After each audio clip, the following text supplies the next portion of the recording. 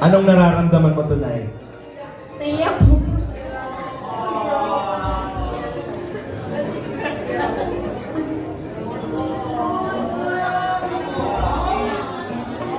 Ay, nakakaabala naman pala ako. Carla, nararamdaman ko ikaw. Ibigay ko yung microphone for you. Sabihin mo lahat ng gusto mong sabihin for Jomar. Alam mo din ang ibig kong sabihin. Alam ko din yung nararamdaman mo yun. Anong gusto mong sabihin? Sige na. Ang pagaan lang. Happy birthday po.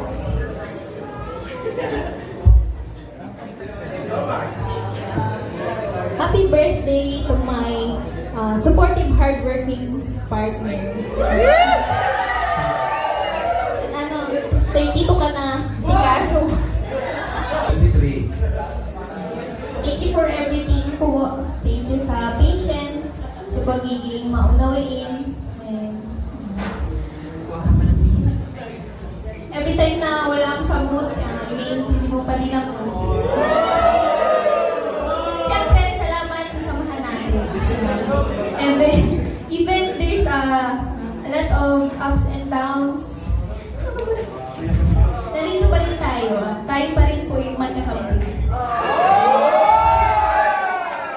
Parati ko pong tatandaan yung paulit-ulit na sinasabi ko sa'yo na nandito lang din po ako kahit na anong mangyari. Siyempre, isa ka sa pinaka-mahalagang tao sa buhay ko ngayon.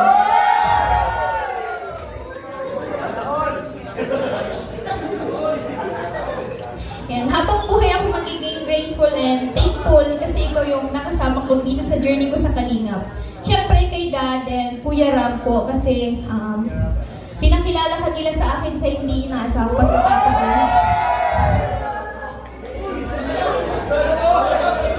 At lalong higit sa lahat, sa mga taong nagmamahal at nagsusuporta po sa atin simula noon hanggang ngayon. Yan. Thank you so much po. Ang wish ko po para sa iyo is good health. Parati ka po mag-iingat. Ingatan mo po yung sarili mo. Then sana ay mas tumatag pa ang samahan natin dito sa Kalingap. Then patuloy lang po tayo dito sa Kalingap. Then syempre wala tayo ngayon kung wala tayo sa Kalingap. Then yun lang po, happy birthday po. Thank you very much. Kiss! At yan po mga kaibigan, ang kwento ng pagmamahalan ng Jomar. Ano request nyo? Kiss! Ay, sila may tanong, Carla.